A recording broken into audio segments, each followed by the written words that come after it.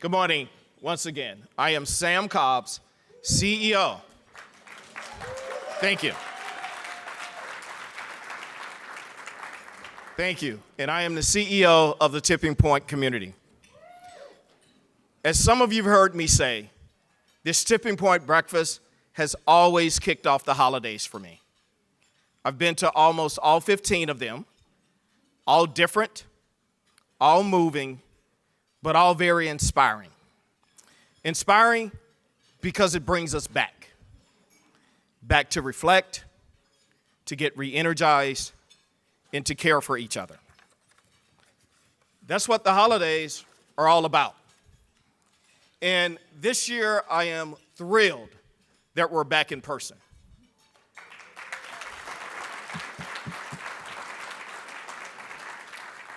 Because let's be honest, a virtual breakfast, that isn't the same. We dedicate this hour in early December to remind ourselves that we're part of something important.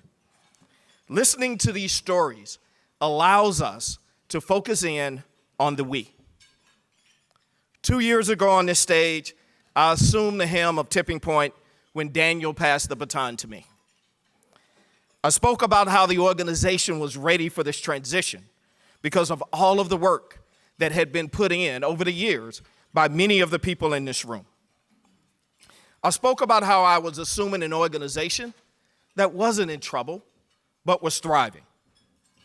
When I said those words 2 years ago, I knew that I was right.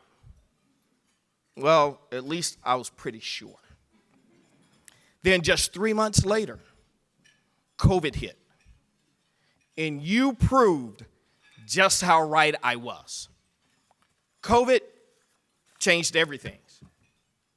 Our donors stepped up, even when the markets were still shaky. They made the decision to double down. Our grantees reinvented themselves to accommodate a virtual world, and some started to do things that they'd never done before, like serve as a community hub for food distribution. And everyday people like me, even though I'm terrified of needles, volunteered to enter clinical trials to test the vaccines, to ensure that they were safe for everyone. Now, I have to be honest, that wasn't a very popular decision in my family. Even my mother was like, why you gotta be the guinea pig? But as we emerge, I hope we don't forget what COVID has showed us, that in the most personal ways, we are truly connected. It taught us our individual actions have shared consequences. It reminded us that we should always think about and be in service to the we and not just to the me. Leading this community over the last 2 years has been an extreme honor. But you know what? It's left me hungry.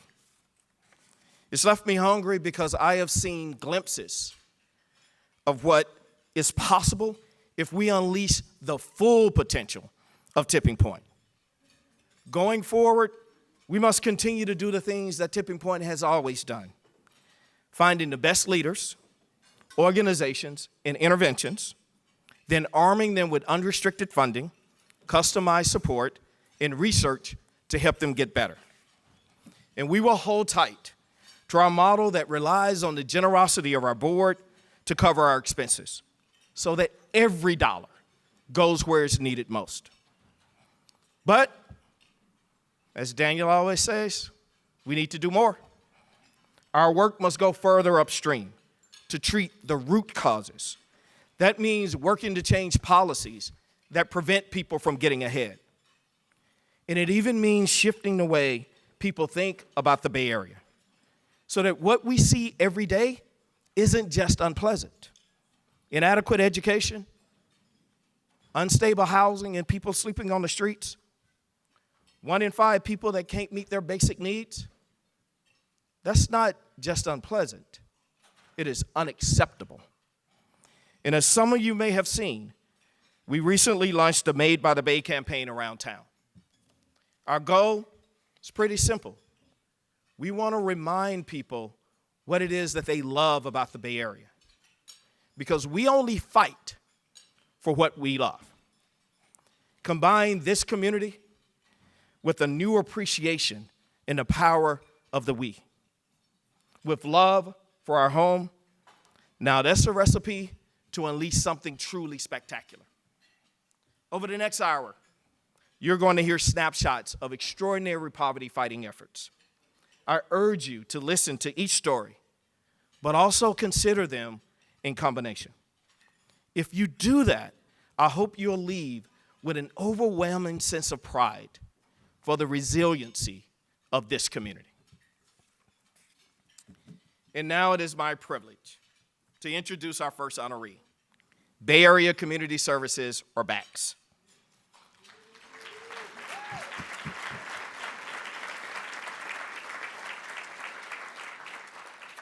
On the surface, BACS is a housing provider, albeit a really good one. But when you dig deeper, housing is just a tool they use to transform the communities they serve.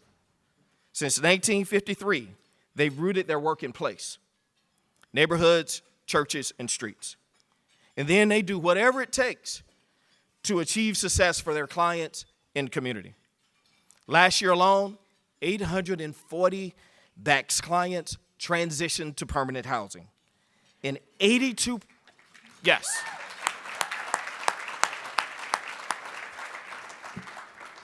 And even more impressive, 82% of them remain stably housed a year later.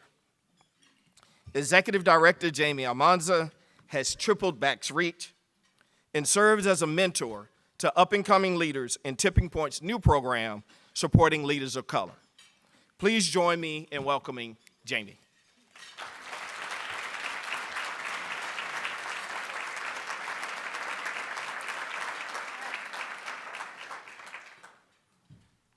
Good morning, everyone. I hope everyone can hear me. Wow.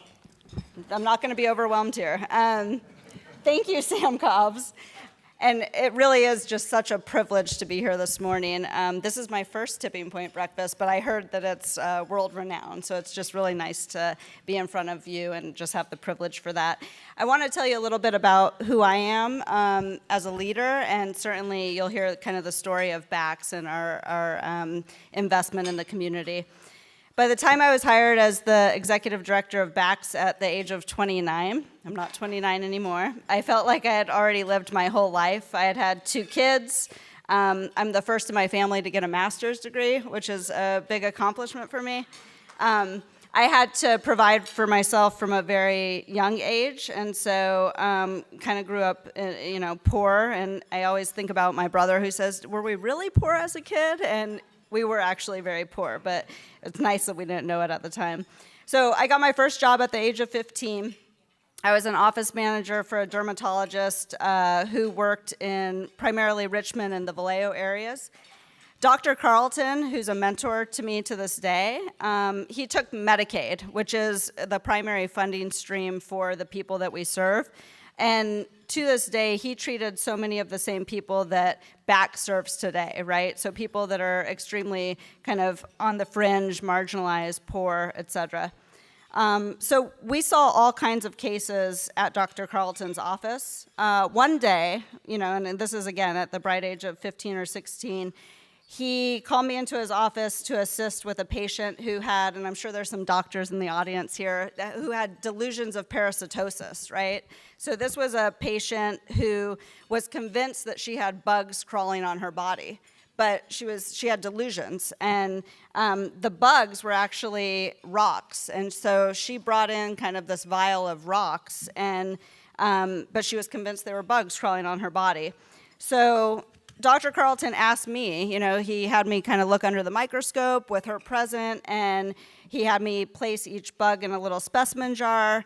And when the patient left the appointment, she was validated that they actually, someone else could have turned her away. And so, but what was so important to me, and I think this is kind of what paved my career at BACS, is he honored what she saw.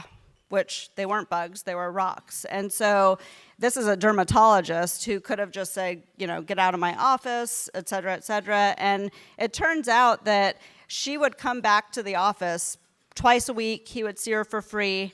And he became her de facto mental health provider. And so I have that memory as a young age, because what we do at BACS today is we validate what people's stories are and where people come from.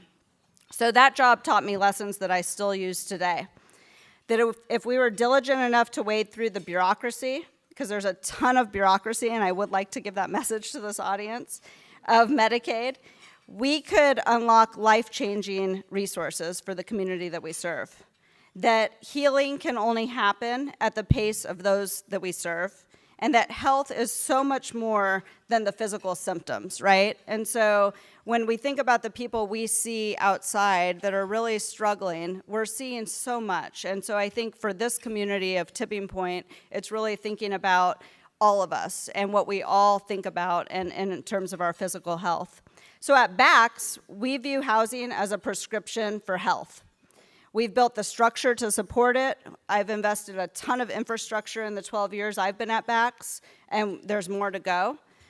In a system that forces agencies to separate staff into kind of housing specialists or mental health providers, that's really what the bureaucracy lends to. At BACS, we kind of look at the whole person, so we call it whole person care. We have 400 frontline workers that are doing this work day in and day out in our community. You don't see them because they don't have BACS t-shirts on. They're the ones in the community just really holding hands, walking the walk with the people that we're trying to serve. In addition to short-term and permanent housing, we have other services too. We have wellness centers, we have psych emergency services, we have medical respite centers. We're really trying to be the agency that helps people stay out of institutions, get well, get better, and we see it every day that it's successful. Our care workers are in the field, like I said, day in, day out. And again, we're reimbursed through the government structure. So what we've been trying to do is pioneer a model with the state of California where we're getting services to the community and looking at ways to help the public sector really change the way they operate so that we can solve houselessness and homelessness once and for all. Next year, the state of California will use our model, a wraparound care model, and they will actually use our model to add services that were never reimbursed by the sector before, which is awesome, yeah.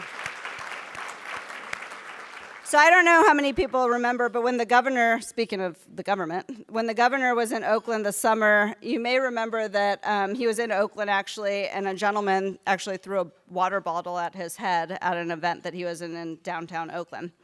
So this gentleman that did that, he struggled with paranoia, he struggled with hallucinations, but that gentleman couldn't get access to care at that moment.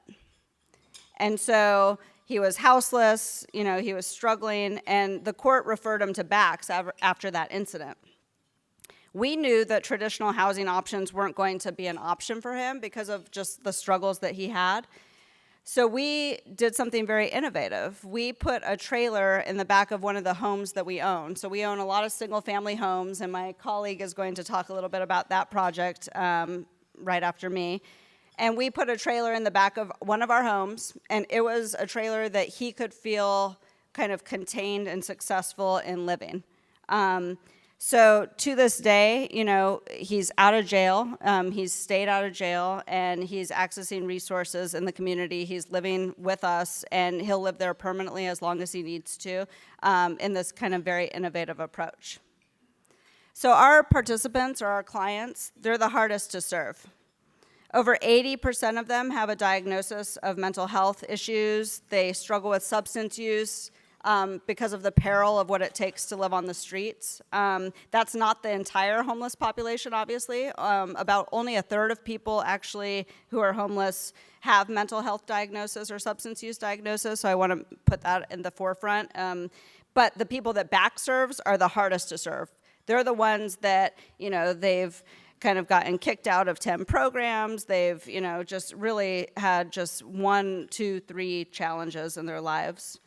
So our job is really to keep them, well, to help them where they're at, to meet them where they're at, and to believe that they do get better, right? Because people who are living outside, it's people say the condition of homelessness. It really isn't a condition. Nobody talks about their housing status when they, go to the mall or something like that, right? So I think for this community of Tipping Point and the power in this room, it's really thinking about homelessness it really is a poverty issue, and it's something that we can solve.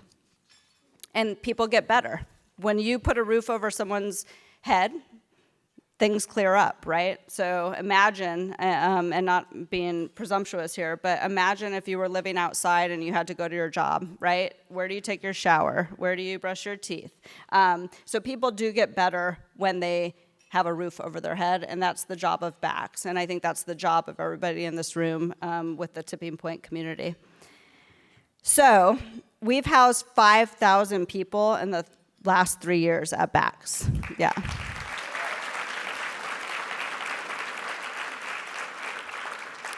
And just in the last year, we've touched the lives of over 12,000 individuals through all of our programs. Thank you. So BACS, we're 90% government funded. Getting flexible funds is so imperative to solving the homeless crisis. And again, I think the power in this room is really thinking about that. As contributors to Tipping Point, and because of Tipping Point, it's unrestricted money. So if I need to buy a pair of boots for someone so that they can go to their construction job, I can do that with Tipping Point resources. I can't necessarily do that with government resources. And so I think it's really thinking about flexibility and thinking about kind of out-of-the-box thinking that is going to solve our housing crisis. So one new approach that we've been doing and working on is between BACS, the City of Oakland, and Tipping Point. And we're doing something called cash assistance. So for people right on the margin, people that are paying 80% of their income in rent, we're basically just putting money in their pockets. $500, $800, depending on what the need is. And if you think about it, I don't know, I certainly had to make decisions in my life where it's like, am I gonna buy my kid a pair of shoes, or am I gonna buy my prescription of medication, right? So that's what this program is all about, is really thinking about how do we resource families and communities so that their housing isn't jeopardized. People fall into homelessness because they have to make those choices. They have to make those choices. And so this cash assistance program that we're in partnership with Tipping Point, it comes without judgment. It's really, we entrust the people we serve to do what they need to do, and there's always stigma of like, oh, if you give cash to someone, are they gonna go do something bad? Who has that judgment in their lives, right? And so I think this model is really beautiful in that it's very pragmatic. It puts cash in people's hands. People get better. People get better. Recidivism goes down. Truancy in schools goes down. And it really is a very powerful model. So in closing, one of my strongest childhood memories is being at my grandma's house in Oakland. A volunteer driver used to deliver her Meals on Wheels. And I lived with my grandma for quite a bit of time. And I remember to this day, he would always know me by name. He would know my grandma by name. And, when I was reflecting on kind of actually coming to this talk, it was a BACS logo on the van. And so it's just such a memory, a powerful memory where, I'm the executive director of BACS. I've been with BACS for going on 12 years. I always joke it's my first and my last CEO job. I have a lot of work to do still. But it really is, it's that BACS logo that was on the van, and there's just something that's almost kismet in terms of what's attracted me to the work and what's kept me in the work. And I wanted to share that with all of you. So BACS is so much more than just putting a shelter, right? It's thinking about kind of the the whole person, the whatever it takes meaning that Sam Cobbs just talked about. It's about helping our communities with belonging, with really resources that will get us out of this houseless crisis that we're all in. So I'm always asked in my role, I was asked this last week, do I think that I'll ever see the end of homelessness in my generation? And my answer is still very resolved. It's yes. I believe in all of our generation right now that we can see the end to homelessness, but it's going to take everybody in this room. It's going to take really more funders like Tipping Point. It's going to take a lot less red tape. It's going to take more trust in the hands of the providers like BACS and the 400 people that we employ that, again, you don't see them. And I always say for our employees, and you'll hear this a little bit more, our employees see stuff nobody in their lifetime should see. Terrell and I just went through a loss this week of one of our participants who passed away this week. And that's common in our work, and it's something that I think we all need to be very resolved in, that we can see the end of homelessness, but it's going to take the power of this room. It's going to take the power of everybody here to really help us. So I will ramble on for weeks, even though I didn't think I would. But I'm going to introduce my partner in crime, Terrell, who's just a dear friend to me and is going to do a lot better than I did in the speech. Okay, yeah.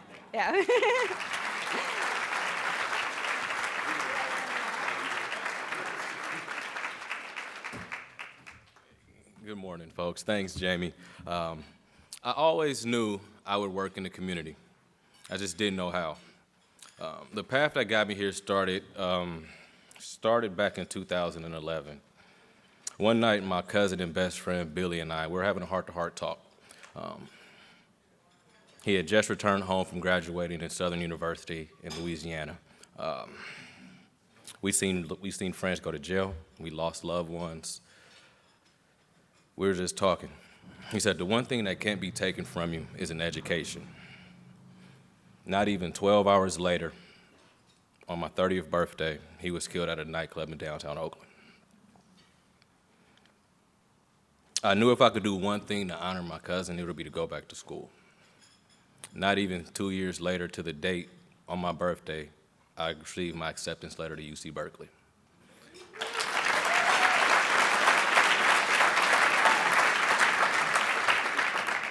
That's when I knew I was on the right track. During school, I had the chance to intern for Congresswoman Barbara Lee.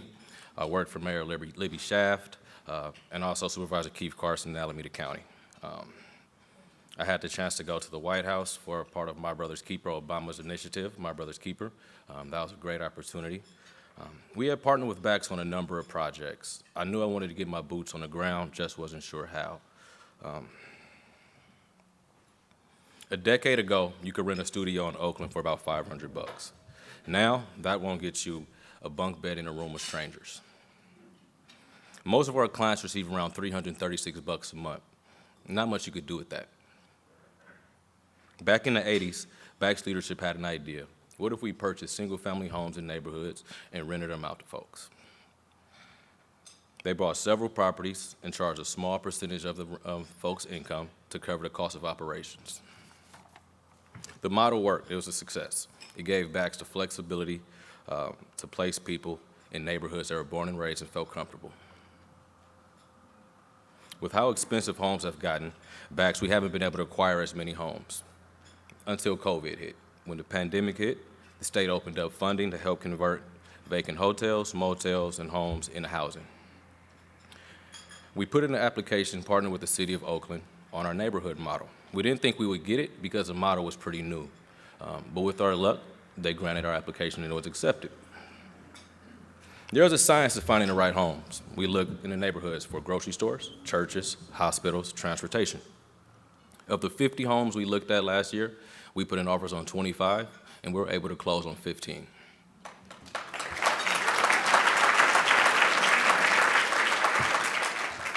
Homes come fully furnished. We include laundry, pest control, deep cleanings, landscaping. These homes are folks, they're permanent homes for them to move into. Take Mr. Bryant, 50-year-old African-American male. He moved from a hotel into a property we purchased on 79th in East Oakland. When Mr. Bryan moved into the property, he had nothing. He was down, he was out. Since then, Mr. Bryan has started his own car detailing business. He volunteers at church a lot more, and his grandkids come to visit him a lot more because now he has a place that he can call home, a roof over his head. BACS has 45 properties across 7 counties, but most folks haven't heard of us. We blend right in with the neighborhoods we serve. Last year on my birthday, I was out setting up a new property, and a neighbor came over. He said, "You know what? I lived in this neighborhood for 30 years. I don't want to see any change." It's a common sentiment. People are afraid of change. It happens over and over again. Those same neighbors eventually offer our folks rides to run errands, doctor's offices, or just want to check in and see how they're doing. That's kind of what I expect from our community.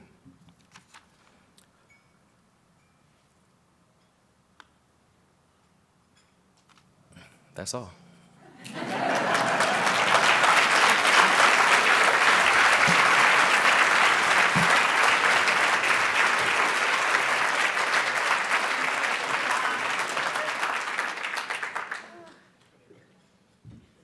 Those were powerful words, kind of brought tears to my eyes. Good morning.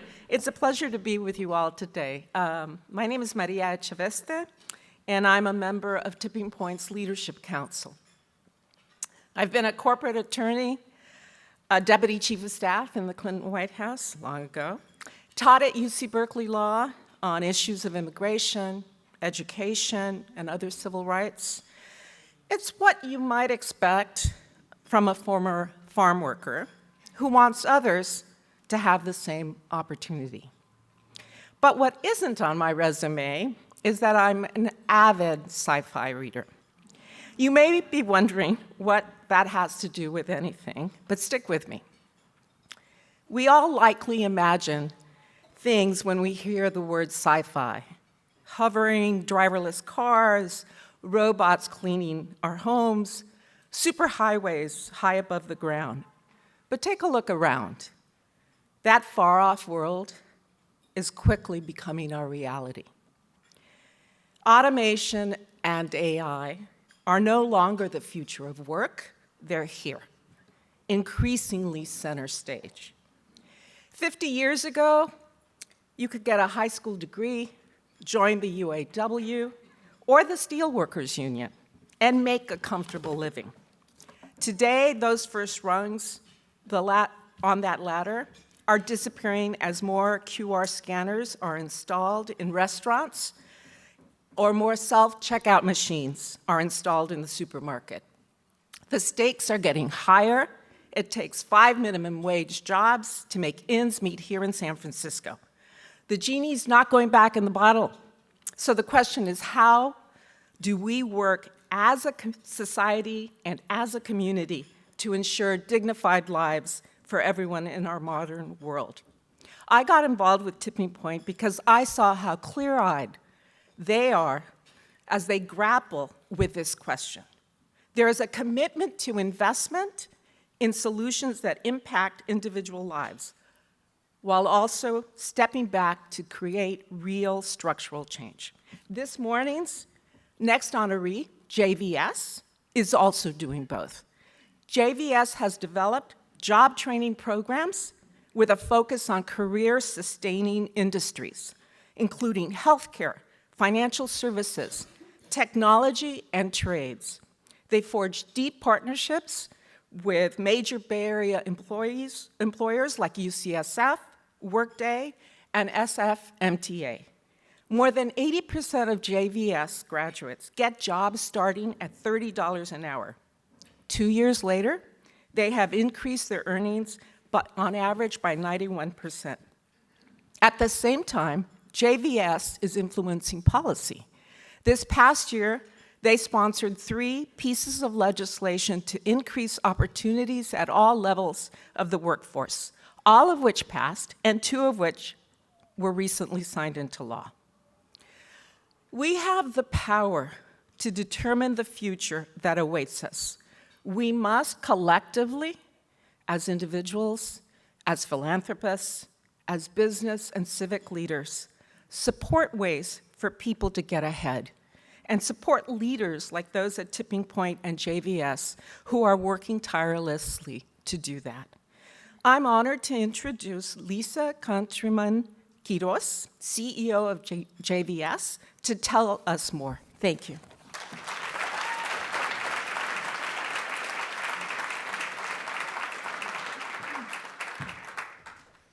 Thank you, Maria. Good morning, everyone. What does your work give you? Materially, socially, even spiritually? What would it mean for your life and your family if you were unable to work in ways that sustained you? JVS was founded on the idea that work has the power to transform lives. Every day we see evidence of this. When a mom can afford to buy her child diapers, when a young man becomes an inspiration to a younger sibling, when a woman who has been out of the workforce for years feels welcomed and valued by her new coworkers. These moments change the way we see ourselves and how we show up in the world. When JVS got started in 1973, our focus was on helping people navigate their job search. And for the vast majority of people that we worked with, that was all they needed. But a lot has changed since 1973. Wealth inequality has skyrocketed. Racial inequities have become even more entrenched. Today, employers invest 90% less in workers than they did in the 70s. And technology is accelerating all of this change. It's both creating opportunity and it's fueling the inequality that we see today. In 2015, JVS launched a new career pathways strategy to help people access middle-class jobs. And we saw strong results right away. Our graduates surpassed our goal of average starting wages of $20 an hour. But understanding the full picture around economic mobility required better data on long-term outcomes, something I would say every workforce development organization struggles to get. Tipping Point approached us about partnering with the State Employment Development Department to track our clients' earnings, both pre- and post-program. I can't emphasize this enough. This level of data is truly like the holy grail in the world of workforce. For once, we can really know what the impact is. Combined with our internal data, we would have a much clearer sense of that long-term impact. And what we found was striking. We learned that our healthcare and utilities programs were getting our job seekers to average wages of about $24 an hour. And our tech training programs were getting our clients to about $36 an hour. None of us was shocked that folks in tech were earning more. But that gap widens exponentially over time. But what truly stood out to us was the data on race. Our graduates in healthcare and utilities, the ones who were making $24 an hour on average, were predominantly Black and Latinx, whereas our tech grads were largely white and Asian. This disparity was stark and unacceptable. The project with Tipping Point and EDD gave us a robust sense of the problem. Like most workforce organizations, we had focused on aligning with employer priorities. Our goal had been to match workers with jobs in the fastest, least expensive way possible. But without identifying racial equity as a goal, our programs were unintentionally reinforcing the structural inequities rather than upending them. Because of what we learned, we changed our approach. Rather than focus only on skills gaps, as most of workforce has been doing for at least the last 10 years, we now look for opportunity gaps, taking into account the many structural barriers that some job seekers face more than others. Things like unequal access to college education, unnecessary four-year degree requirements, and frankly, racist ideas about professionalism and culture fit. Today, we are putting the opportunity gap at the center of our work, and we're doing that in 3 ways. First, we are continuing to strengthen and scale our high-impact programs, including creating more access to careers in tech and more advancement opportunities across all of the sectors we work in. Second, we are creating change through policy. For example, last year, we co-sponsored Senate Bill 779, which opens up innovative pathways and earn and learn models. These are the most effective training options for people who need to be earning money while they're learning. Finally, we are working with employers to recruit, hire, and advance a more diverse pool of candidates. What makes me most proud is that JVS doesn't shy away from what's hard about this work, and we won't tolerate the constraints of a fractured system. I'm incredibly grateful to Tipping Point for investing in what it actually takes to create lasting change. And of course, we are fortunate to have a community of supporters, like everyone in this room, who genuinely cares about equitable access to opportunity. Look, addressing the opportunity gap is harder than providing basic job training, but we cannot make good on the promise of the American dream with a minimum viable approach. The resources needed exist, but they must be strategically woven together. JVS has been honing that skill for over a decade. It is time for nonprofits, government, philanthropy, education, and employers to join forces. And if we do, I truly believe we can ensure prosperity for everyone in our community. Jamice Jones embodies everything that JVS exists to make possible. She is an example of what robust public-private partnerships can do in the community, for job seekers, and for employers. Please join me in giving her a very warm welcome.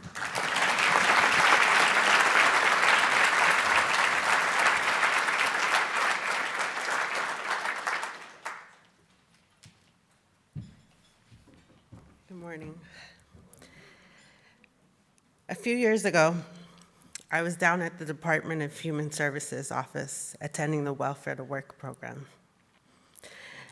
I looked at the options they had: street cleanup, cashier, basic clerical work, and I was so disappointed in myself. I knew I had more to offer. Then I saw a flyer on the table. Women wanted, it said, automotive, no experience needed, and a logo. JVS. I felt like it was talking directly to me, so I picked it up, folded it, and I put it in my pocket. I was so excited. I've always had a knack for working with my hands, from fixing things around the house and even rebuilding my own bicycles. I'm a mission girl. I was born at San Francisco General Hospital and then adopted. I was raised by a single mom who was a social worker and a teacher. She made sure I knew I was smart. But the neighborhood was rough, and being adopted, I always felt a little out of place. I left home at 14, and like most 14-year-olds, I thought I knew everything. Luckily, my stepfather drove for Muni, so he would see me around the city and keep tabs without me knowing. And he told my mom when I got pregnant. She found me and offered me as much help as I would take. By that time I saw that JVS flyer, over 10 years had passed by, and I'd had my second son. And I'd been more or less surviving on and off the streets. I tried many job programs, but never did I find the support that I needed. Let me tell you though, from the moment I walked into JVS, I was impressed. I had submitted my application to the automotive program, but I didn't have my proof of high school equivalency, and the deadline was near. A person on staff said, "Let's see what we can do." He got on the phone with the GD office and he fought for me. It went from, "We don't have it," to, here it is. I was like, whoa. This is different. And it felt like someone was on my side. For the first time our instructor opened the hood of a car, in my head I was thinking, what are you thinking? You've got big dreams. And I had no idea what I was looking at. On Fridays, but I just kept coming back. On Fridays, we went to JVS for tutoring, resume writing, and practice interviews. JVS saw how hard I was working to stay in the program and to take care of my family. So they helped me pay for groceries and even PG&E. When the paid training started, they sent us to yards around the city to work on muni buses. My group deemed me the supervisor. I was so on top of it, and I felt so alive. And I wore my coveralls everywhere I went.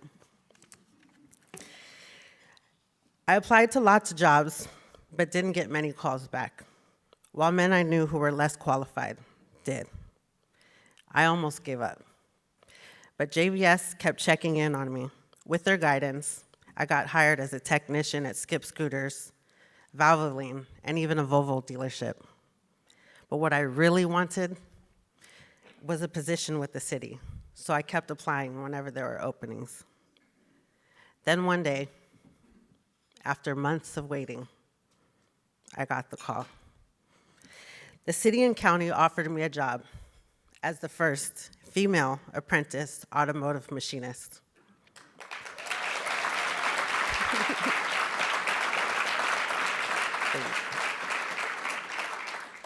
I could not believe it, and I almost jumped out of my skin. I felt like my life was about to begin. Like everything I'd worked for, all the support I'd received, it all amounted to something. So I've been with the city a year now. I get to work on fire trucks, ambulances, and San Francisco's fleet of maintenance vehicles. And JVS is still there, right by my side. They're helping me pay for childcare in the morning so I can get there at 7 a.m. to make a much better impression. If I continue on this path, I'll be a journeywoman in 3 to 5 years. That position pays about $114,000 a year. Not bad, right?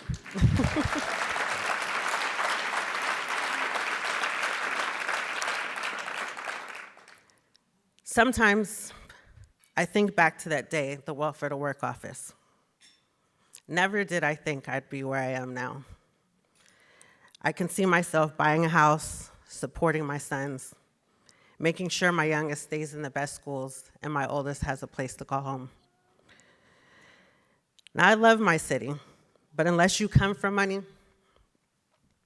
or have money, it's very easy to get lost here. It's very easy to wander and to find nothing. And next thing you know, you're 30-something, life has passed you by.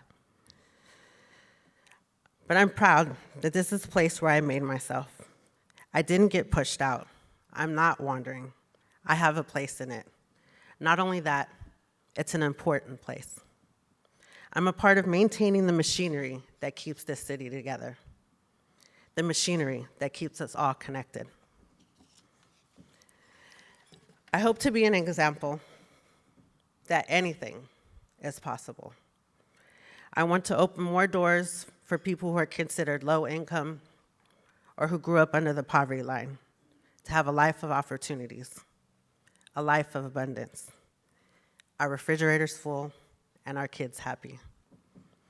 Every day I go to work, I'm making my mark. I'm proving that this is a place where women can be. I'm proud to say I'm finally living up to all that I have to offer. Thank you.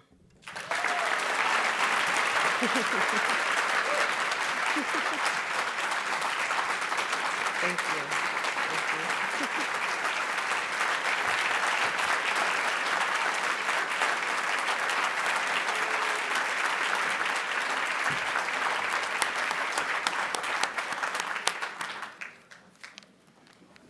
That was amazing. Good morning. I'm Sara Johnson-Kerrest, and together with my husband, Frederick, I'm a longtime Tipping Point supporter. I'd like to start with a quick poll. Raise your hand if you or someone close to you has ever been pregnant. I had a feeling that'd be most of you.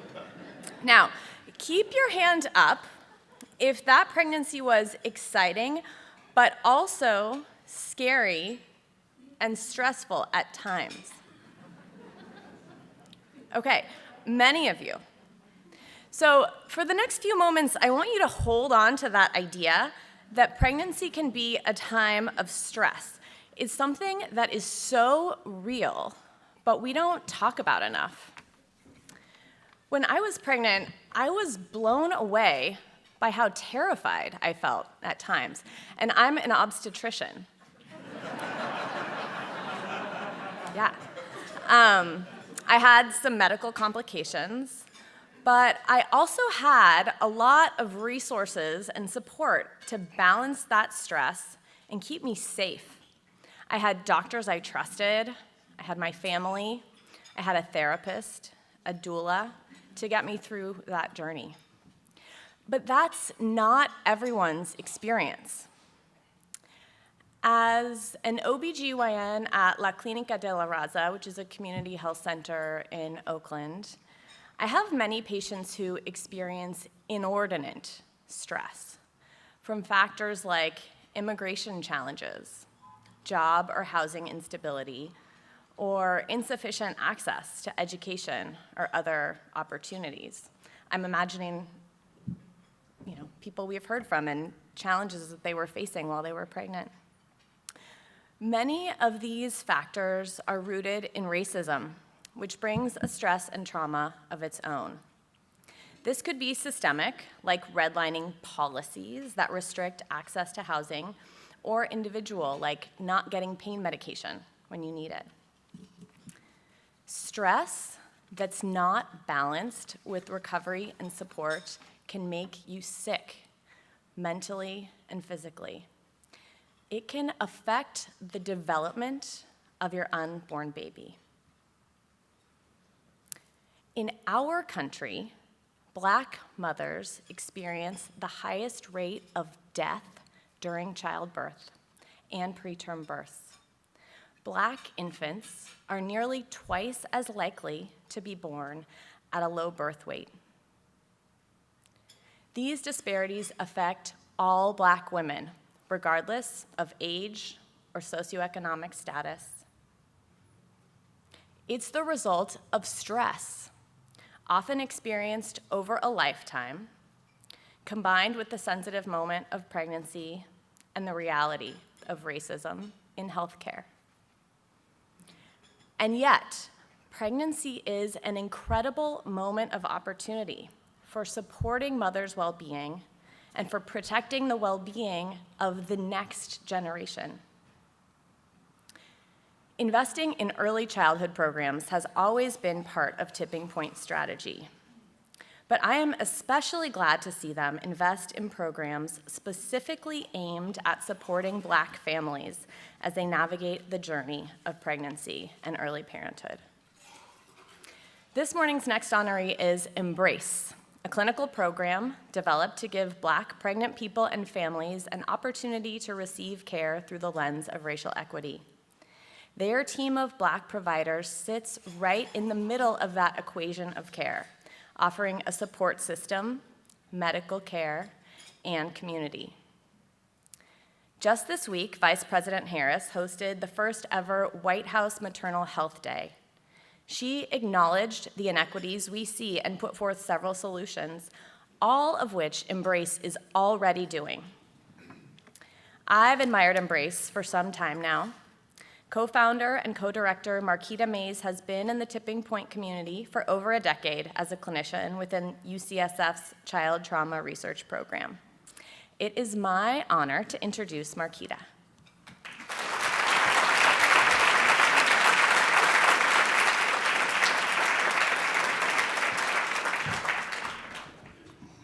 Good morning. Thank you, Sara.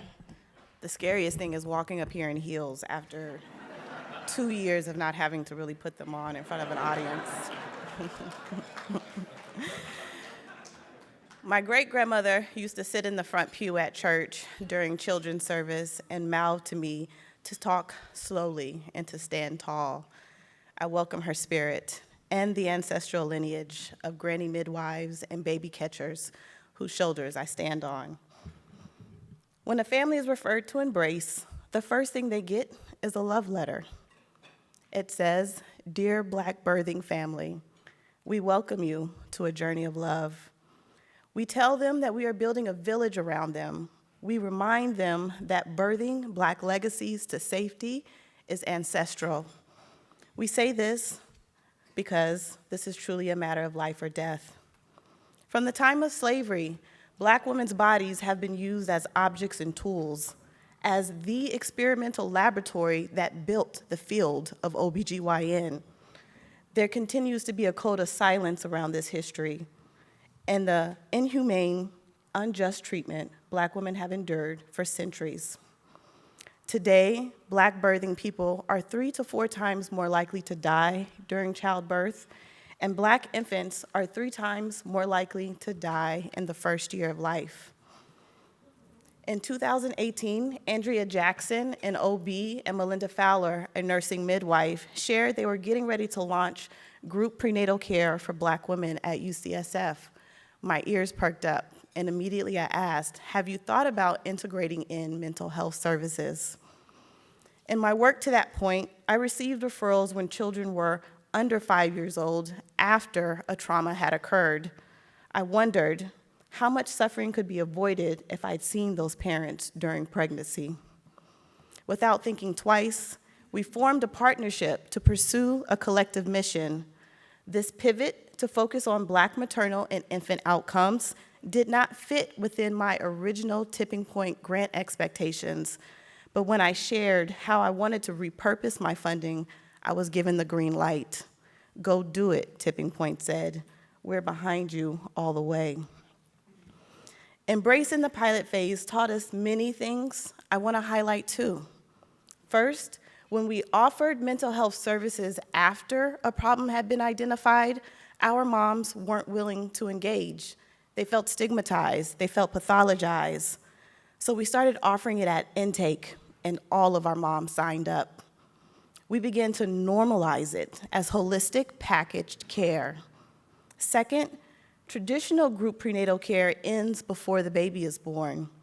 But once our patients were admitted to the hospital, we saw instances of medical staff not listening to them, not taking their concerns seriously, overlooking their birth plans, and calling the sheriffs on our Black fathers who were simply walking in the hallway, awaiting and breathing for the arrival of their child.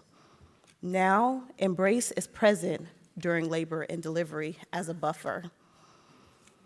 Because of that green light, Embrace has successfully delivered 35 babies, all born full term, 35 of mothers alive and well after birthing. We call this safe passage. We are extending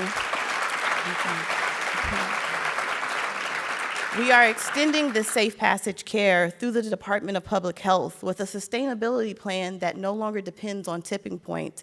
And our team is talking all over the country to other systems that want to implement something similar. Without Tipping Point, Embrace would not be. And it is important to recognize that only 0.5% of philanthropy dollars actually benefit Black-led organizations. Equity is what we ask for. We have always been our own answer to our problems. We need resources, justice, and humanity. I call this reparations. Birthing story will be a reality. I can be a part of a healthcare design that ensures as many other healthy, loving Black births as possible. I also get to influence the standardization of prenatal care that ensures strong foundations, secure attachment, and healthy infant development. In Embrace, we do this by discussing ghosts and angels in the nursery, because we all have unresolved psychological conflict, ghosts. and angels, memories of being loved and cared for that live on in us. For Black people, our ghosts come from not only interpersonally in our lives and generationally in our families, but also from the position that we've been in at a societal level. Our goal in Embrace is to help parents identify and unlock those ghosts and angels in the nursery so that they can both heal the wounds from the past and prevent their repetition in the future, untangling Black newborns from the impact of intergenerational trauma. Embrace is FUBU, for us, by us. Our families make a conscious choice to be in our program. They are saying yes to prenatal care that uplifts ancestral traditions and intuitive practices. They are saying yes to mental health support that is grounded in spiritual awareness, discernment, self-determination, and liberation. They are saying yes at pregnancy so that their children will be confident about who they are and where they come from. Their children will be rooted in a knowledge that predates our history of being enslaved. Their children will be rooted in a knowledge of a people that is wide, vast, and rich in values and morals and excellence. Their children will be rooted in the hope, light, and wisdom that has sustained Black people for so long. I want to welcome Ms. DaShanaye Lundy-Velisano, one of Embrace's Black birthing mothers, on the front line, seeding the next generation.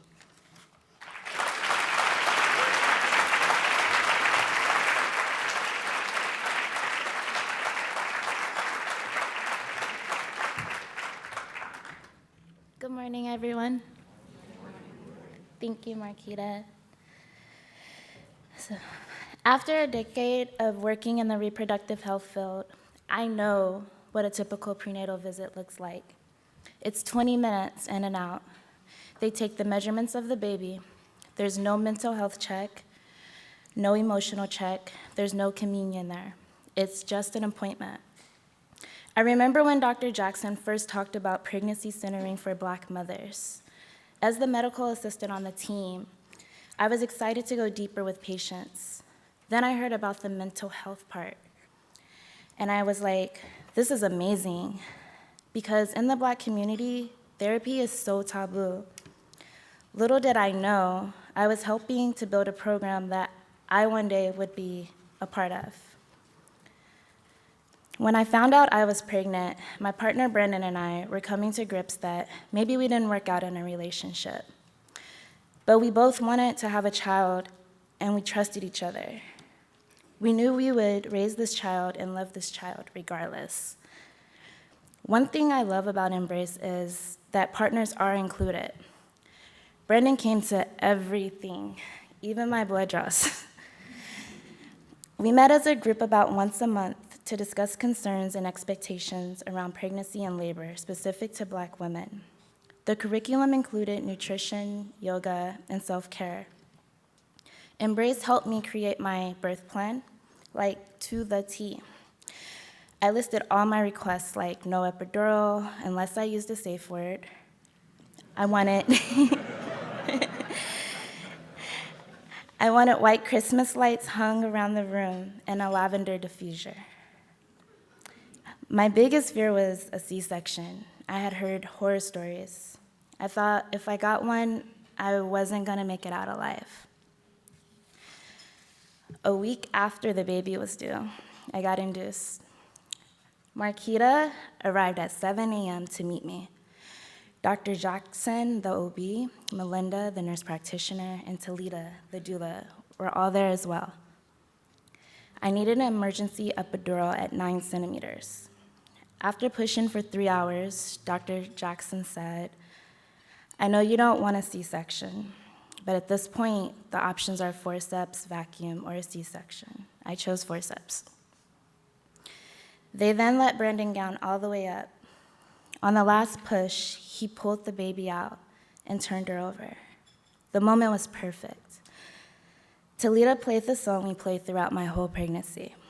Lauryn Hill, Can't Take My Eyes Off of You. Just holding our baby girl was incredible. Like, nothing else mattered. She was finally here. We're parents. The whole room was in tears. We named her Sage, S-A-J-E. Embrace followed us into our next chapter, parenthood. I met with Markita every week until Sage was about 1.5. She helped me manage some postpartum anxiety and transition into motherhood and co-parenting.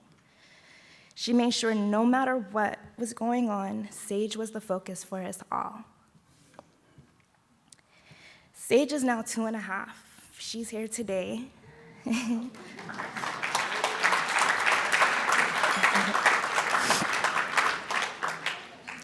And she's just like me. She is definitely opinionated, sassy. She really observes and pays attention, and she loves to dance.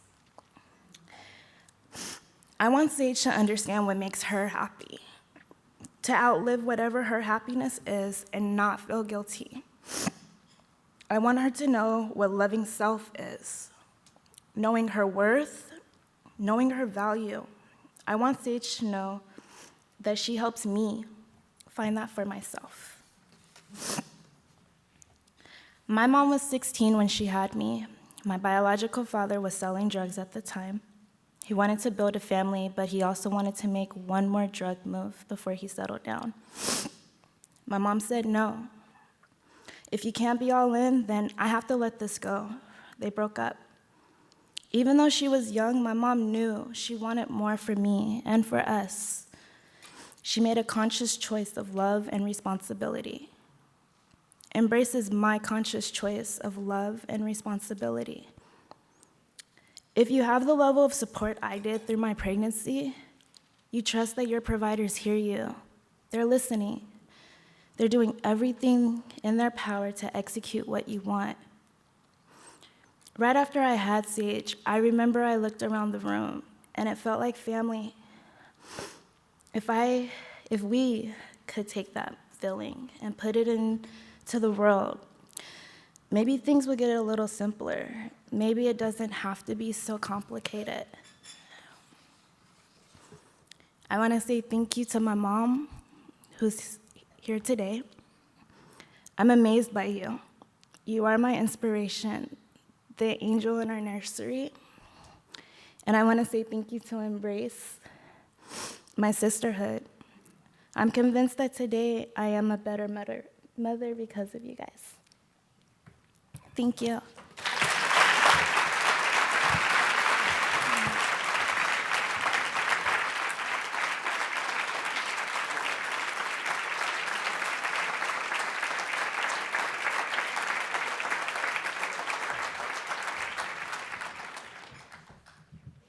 Thank you, DaShanaye. Thank you all for being here. I will have you out of here in 6 minutes. I didn't realize how much I needed this morning. The stories, seeing all of you, Sam opening up. It's been a long time. For many of you, this is your first or one of your first visits downtown since the pandemic began. And if you're like me, it's both energizing and a little deflating. So many businesses are gone or boarded up. The buzz has not returned down here. And there are far too many people living and dying on our streets. Things don't feel great. Tipping Point holds two conflicting emotions. Hope, because of everything we've heard today, and frustration, because we must do better, much better. Since handing over the baton to Sam, I've continued to be involved doing whatever he asked me to do. And it's given me a chance to step back, spend a lot of time with my family, and I have been fortunate enough to do a fair bit of traveling. I have been to Miami. I've been to New York. I've been to a few places, and there are times when I'm visiting where I can understand the temptation about considering leaving. But I haven't, and I won't. Regardless of where I go, the Bay Area is home. Not out of obligation, but as a deliberate choice. It's a choice I make time and time again. I think, like most of you, that this place is so special. The frustration, even the heartache that we feel at times can be overcome with hard work. I believe it because we just saw it. That's where the hope comes in from people like DaShanaye and Jamice and Lisa and Sara. I believe it because I know our grantees, I know our tipping point staff, and I know all of you.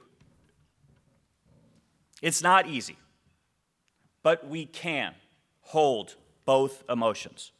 And in the end, always bet on hope. That will lead to a home that we can all be proud of. There's someone here today that epitomizes hope and has been an inspiration to me for so long. You know, there's that story that we all hear about. It's about the employee that went from the mailroom to the boardroom. Well, we have that in the nonprofit sector too. There's a woman who took an idea working out of a closet, literally a closet, and turned it into an institution with a profound impact. I'm talking about Martha Ryan and the Homeless Prenatal Program.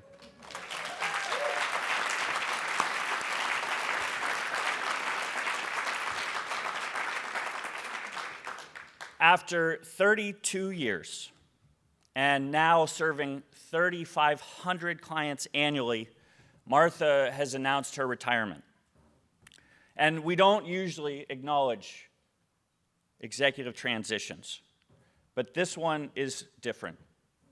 HPP was Tipping Point's first grantee and is still in the portfolio today. And Martha has helped Tipping Point and me, I can assure you, far more than we've ever helped her. When we first met, I was doing program visits, and I asked her, like we always ask, what are your succession plans? We talked about it then, and every year for the next 15 years, and guess who left before she did? The truth is, she wasn't interested in the discussion then, and I know she doesn't love the attention now, but it's because she's all about the work, and her legacy, Martha, your legacy, proves that. So please join me in recognizing my friend, my mentor, and a leader that brings an unrivaled level of kindness to everything she does, Martha Ryan.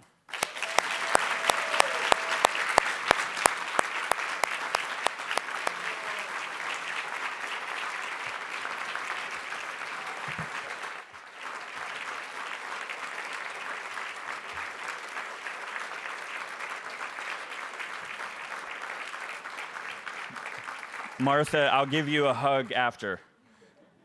I gotta get these folks out. Tipping Point has changed a lot since Martha became our first grantee. Last year, we invested $41 million into this community, and our grantees touched the lives of over 500,000 people. I hope you saw earlier this week, we released an important report. It's called Taking Count, and we released it with UC Berkeley. If not, you should definitely check it out, but here's the headline. Because of the interventions and the effectiveness of the nonprofit sector, poverty actually remained steady during COVID. In fact, we believe because of these efforts, we kept 200,000 people from falling into poverty. That's huge.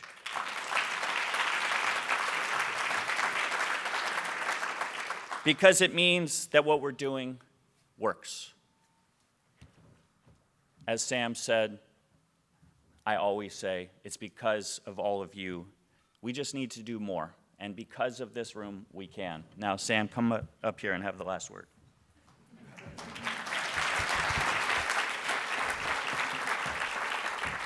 As Daniel said, we want to get you out. But there is something quick I need to announce. And so when I talked earlier this morning about people doubling down, we have someone, a couple, a family, Nellie and Max Lefskin, who have just doubled down in this room. And so they have committed to match every dollar given to Tipping Point between now and December 31st, up to $1 million.